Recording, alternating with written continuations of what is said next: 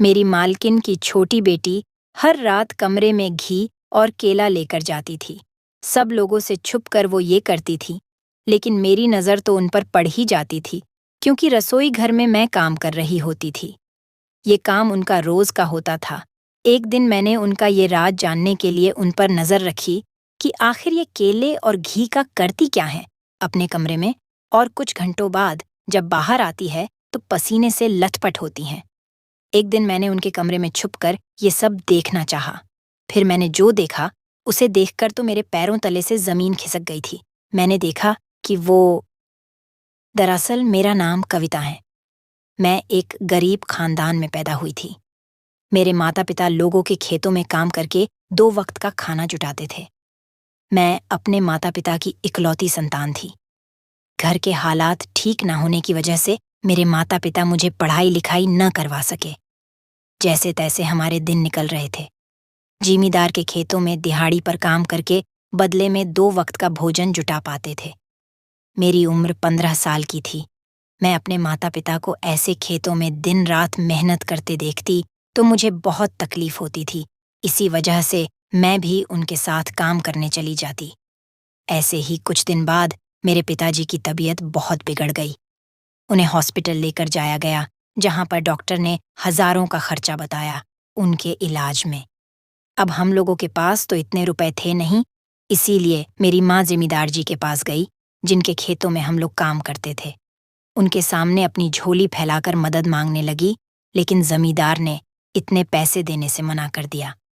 हालांकि उनके लिए इतने पैसे देना कोई बड़ी बात नहीं थी, लेकिन फिर भी उन्होंने कोई मदद नहीं की। इसी वजह से मेरे पिताजी का इलाज न हो पाया और वो हमें और इस दुनिया को छोड़कर चले गए। हम लोगों का सहारा छिन चुका था अब, लेकिन जैसे तैसे मैंने और मेरी माँ ने खुद को संभाला और फिर से अपना जीवन यापन करने लगे। मेरी माँ और मैं खेतों में काम करके अपना पेट भरने लगे। मेरे मन में जमींदार जी के लिए बहुत गुस्सा भरा हुआ था, लेकिन मैं कुछ भी ना कर पाती थी। कुछ दिन यूं ही निकले। फिर एक दिन मेरी माँ को अचानक दिल का दौरा पड़ने इस दुनिया को छोड़कर चली गई। अब मेरे ऊपर दुखों का पहाड़ टूट पड़ा था। मेरी माँ, मेरा एकमात्र सहारा, भी अब मुझे छोड़कर जा चुका था। मैं पूरी तरह टूट चुकी थी। ऐसे में मुझे मेरे मामा मामी अपने पास ले गए। आखिर अपने अपने होते हैं और पराए पराए होते हैं। इसी चीज का फर्क मुझे अब समझ में आ रहा था। मेरे मामा मामी अपनी बेटी को अच्छा खाना, अच्छे कपड़े देते थे, लेकिन मुझसे अपने सारे घर का काम करवाते थे। अच्छे से बोलना तो दूर, मेरी तरफ देखते भी ना थे कि मेरी हालत कैसी है। खैर, मैंने इसे अपनी किस्मत समझकर स्वीकार कर लिया। एक दिन मैं घर पर बर्तन साफ कर रही थी, तभी मेरे मामा जी शहर से आए और मेरी मामी से कहा कि शहर के एक घर में काम वाली की जरूरत है, क्यों ना हम कविता को वहां काम करने लगा दे। हमारे पास पैसे आते रहेंगे और कविता वहां काम करती रहेगी। मेरी मामी भी इस बात से खुश हो गई। खुश हो भी क्यों ना, आखिर बिना मेहनत पैसे जो आ रहे थे। दूसरे दिन मेरे मामा मुझे शहर अपने साथ लेकर गए। वहां हम लोग एक बड़े से घर में गए, जहां पर एक औरत अपनी 2 बेटियों के साथ बैठी थी। मामा ने उनसे नमस्ते किया और मेरी तरफ इशारा करते हुए कहा कि आज से ये ही आपके यहाँ सब काम करेगी। मैं इसे सुबह छोड़ जाया करूंगा और शाम को ले जाया करूंगा। उस मेम साहब ने मेरी तरफ देखा और पूछने लगी कि मैं उनके घर का सारा काम कर सकती हूँ क्या।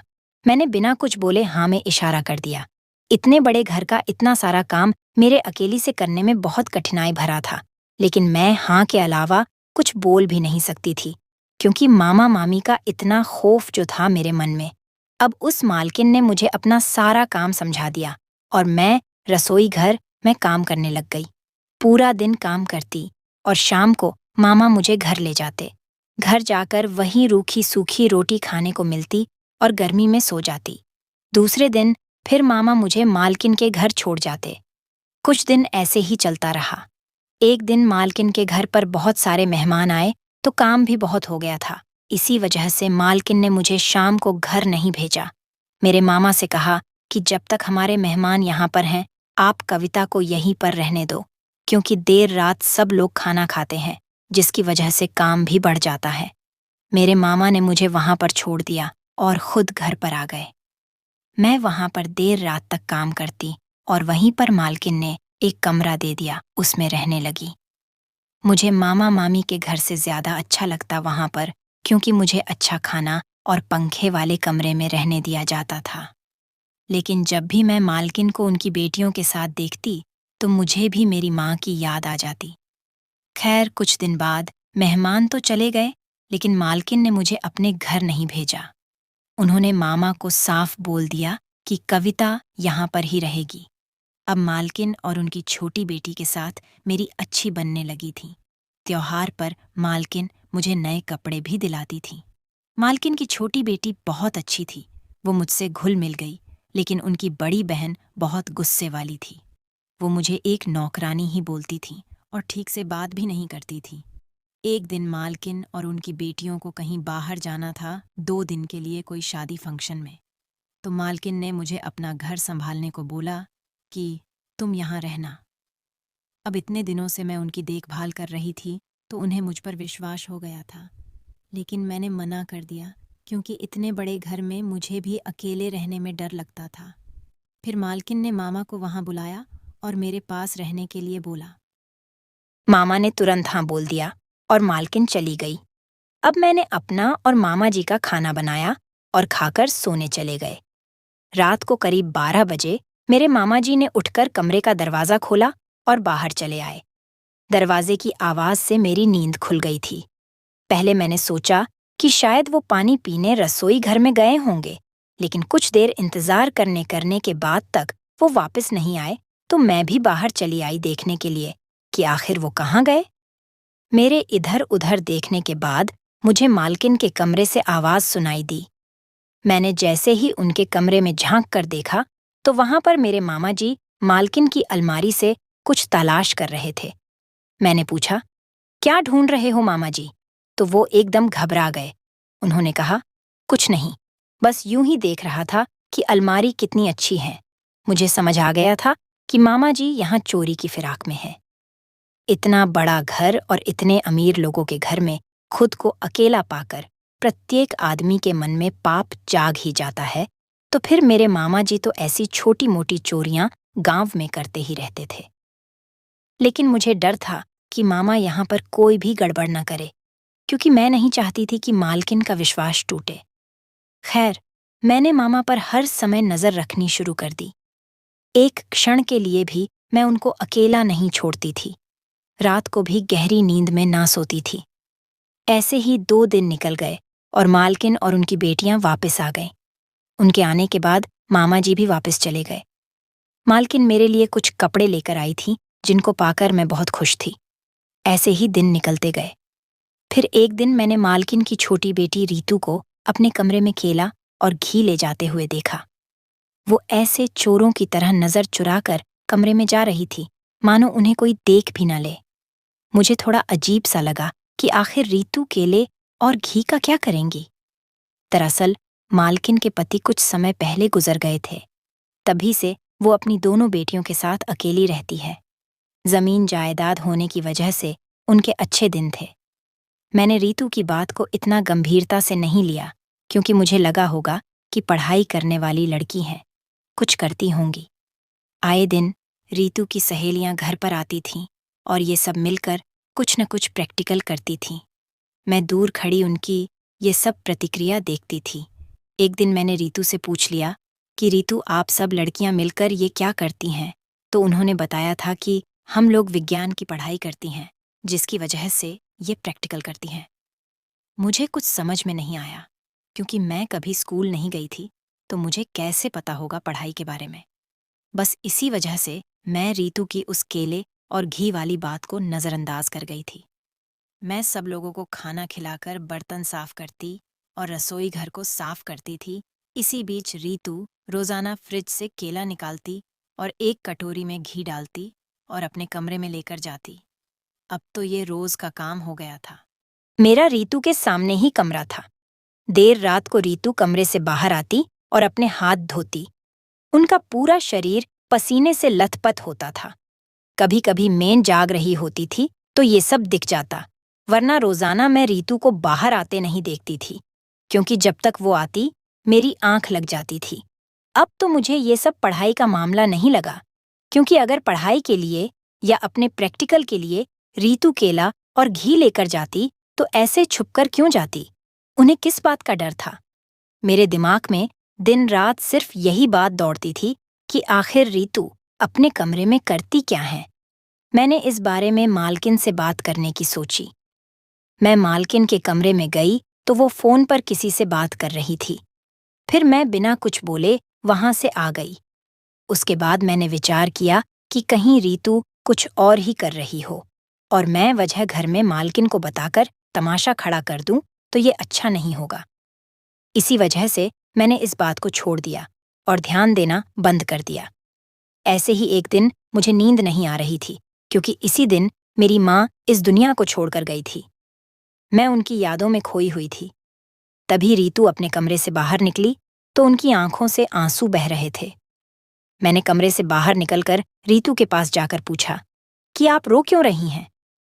तभी रीतू ने बात बदलते हुए कहा कि कुछ नहीं हुआ है, तुम सो जाओ। इतना बोलकर वो अपने कमरे में चली गई। मुझे इसी फिक्र में पूरी रात नींद नहीं आई कि आखिर क्या बात हो गई कि हमेशा हंसने वाली रीतू इतनी रात को अपने कमरे से रोते हुए निकली। बस अब पूरा दिन मेरे दिमाग में सिर्फ यही बात रहती कि वो केला और घी कमरे में लेकर जाना, फिर आधी रात को बाहर आकर हाथों को धोना और पूरा शरीर पसीने से भरा हुआ होना, और फिर एक रात ऐसे रोते हुए बाहर निकलना, और सबसे बड़ी बात कि उनका ये सब काम ऐसे छुपकर करना। अब तो मुझे रीतू पर शक होने लगा था कि वो कहीं कुछ गलत तो नहीं कर रही हैं। अगले दिन रीतू अपने कॉलेज चली गई। तभी मैंने मालकिन को चाय देकर मौका पाकर रीतू के कमरे में जाकर सब देखने का सोचा। तभी जब दोपहर में मालकिन सो गई तो मैं रीतू के कमरे में गई और सब ओर देखा, लेकिन कमरे में तो कुछ भी ऐसा नहीं था। सब सामान अच्छे से पड़ा था। मैं बाहर आ गई और सोचने लगी कि आखिर माजरा क्या है। तभी रीतू और उनकी बड़ी बहन आ गए। मैंने उन दोनों के लिए खाना लगाया, लेकिन रीतू ने खाना खाने से मना कर दिया। वो सुबह भी नाश्ता नहीं करके गई थी। मैंने काफ़ी बार बोला रीतू को कि प्लीज़ आप खाना खा लीजिए, लेकिन एकदम से मुझ पर चिढ़ गई। मैंने फिर कुछ ना बोला। थोड़ी देर बाद मैंने रीतू से सब पूछने का सोचा, लेकिन फिर मुझे ख्याल आया कि अगर मैंने पूछा और वो गुस्सा हो गई तो। मुझे रीतू की फिक्र थी, क्योंकि जब से मैं यहाँ काम करने के लिए आई थी वो मुझे कभी भी एहसास नहीं होने देती थी कि मैं एक नौकरानी हूँ, और मेरे लिए मेरे मामा मामी से बढ़कर किया था उन्होंने। खैर, कुछ देर बाद मेरे मन में ख्याल आया कि क्यों ना मैं आज रात उनके कमरे में ही छुपकर बैठ जाऊं और देखूं कि आखिर होता क्या है। फिर मैंने रात को सब लोगों को खाना खिलाया और खुद बिना खाए ही रीतू के कमरे के एक कोने में छिप गई। मैं उस समय छिपी थी जिस टाइम रीतू रसोई घर में केला और घी लेने आई थी। फिर मैंने देखा कि रीतू अपने कमरे में आती है और कमरे के पीछे का दरवाज़ा खोलती है। मैं सोचने लगी कि उस दिन जब मैंने रीतू का कमरा देखा था तो मुझे ये दरवाज़ा दिखाई नहीं दिया। शायद दिखाई न देने की वजह ये ही थी कि उस दरवाजे के आगे पर्दा लगा हुआ था। उसके बाद मैंने देखा कि रीतू उस दरवाजे से एक आदमी को अंदर लेकर आती है, और उसके बाद जो हुआ उसे देखकर मेरे पैरों तले से ज़मीन खिसक गई। फिर अचानक से मेरी हाथ की चेन, जो मेरी माँ ने एक बार मेले से मुझे लाकर दी थी, वो निकलकर नीचे गिर गई। उसकी आवाज़ से रीतू को वहम हुआ कि कोई और भी उनके कमरे में है। उन्होंने उठकर सब जगह देखा तो एक कोने में मुझे खड़ा पाया। रीतू मुझे देखकर घबराई हुई सी हो गई और गुस्से से मेरी तरफ देखकर बोली, तुम यहाँ क्या कर रही हो, और वो भी ऐसे छुपी हुई? क्या कर रही थी तुम यहाँ पर? मैं भी उनके इस गुस्से के आगे डर सी गई। फिर मैंने कहा कि मुझे माफ़ करना रीतू, मैं यहाँ कोई गलत इरादे से नहीं छिपी थी। वो मुझे आपकी फ़िक्र हो रही थी, क्योंकि आजकल आप न तो अच्छे से खाती है, और उस दिन आप अपने कमरे से रोती हुई भी निकली थी ना तो। उसके बाद रीतू ने मुझे सब कुछ बताया कि वो कुछ गलत नहीं करती है, जबकि भला ही करती हैं। उन्होंने उस आदमी की तरफ इशारा करते हुए कहा कि ये मेरे दादाजी हैं। मेरे पिताजी की मौत के बाद मेरी माँ ने इन्हें घर से निकाल दिया था, तब से ये एक मंदिर में रहते हैं। लेकिन मुझसे ये सब देखा नहीं गया। मैंने इस बारे में माँ से बात करने की कोशिश की थी, तब उन्होंने मुझे खूब डांट दिया। उसके बाद मैंने एक प्लान बनाया कि मैं रात को दादाजी को अपने कमरे में ले आती थी और सुबह इस दूसरे दरवाजे से वापस भेज देती थी। मैंने रीतू से पूछा कि फिर वो केला और घी। तभी रीतू कहने लगी कि मेरे दादाजी का लीवर कमज़ोर है, जिसकी वजह से वो ज़्यादा खाना पचा नहीं पाते हैं। इसी वजह से वो एक समय ही खाना खाते हैं। रोज़ सुबह कॉलेज जाते टाइम मैं इन्हें खाना दे आती थी और रात को ये खाना नहीं खाते थे, इसीलिए मैंने इनको फल खिलाना शुरू किया। दांत न होने की वजह से और केला इनका पसंदीदा फल होने की वजह से रोज़ रात को मैं इनके लिए केला लाने लगी कमरे में। माँ को और दीदी को पता न चले, इसी वजह से मैं छिप कर लाने लगी। और मेरे दादाजी के घुटनों में बहुत दर्द रहता है, इसीलिए मैंने घी लाना शुरू किया ताकि इनके घुटनों की मालिश कर सकूं। ज़्यादा देर मालिश की वजह से मैं पसीने से भीग जाती थी, तभी घी के हाथ बाहर धोने जाती थी। रीतू ने कहा कि उस दिन मेरे दादाजी की तबीयत ठीक नहीं थी और मैं मजबूर थी अपनी माँ के आगे। इसी वजह से मेरी आंखों में आंसू आ गए। रीतू की इन सभी बातों को सुनकर अब मेरा सारा वहम निकल चुका था। मैं बिना कुछ बोले अपने कमरे में आ गई। मैं बार बार मालकिन को कोस रही थी कि कोई इतनी निर्दय कैसे हो सकती है। एक बीमार पिता समान ससुर को घर से निकाल दिया। लेकिन मन ही मन रीतू पर भी गर्व हो रहा था कि आज के समय में इतना अच्छा दिल बहुत कम लोगों का होता है और वो दिल रीतू के पास था। पता नहीं इस दुनिया को क्या हो गया है, बुजुर्ग लोगों को बिना सोचे समझे घर से निकाल देते हैं। अभी मुझे सब समझ आ रहा था कि जो जिस पर गुजरता है वो तकलीफ सिर्फ वही समझ सकता है। तो भाइयों और बहनों, अगर मेरी आज कहानी आपको पसंद आई हो तो वीडियो को लाइक कीजिए, शेयर कीजिए और कमेंट भी कीजिए। और हाँ, सबसे ज़रूरी बात, अगर आपने अभी तक मेरे चैनल को सब्सक्राइब नहीं किया है तो प्लीज़ सब्सक्राइब करें। तो भाइयों और बहनों, मिलते हैं अगले वीडियो में एक और दिलचस्प कहानी के साथ। तब तक के लिए नमस्कार, धन्यवाद भाइयों और बहनों।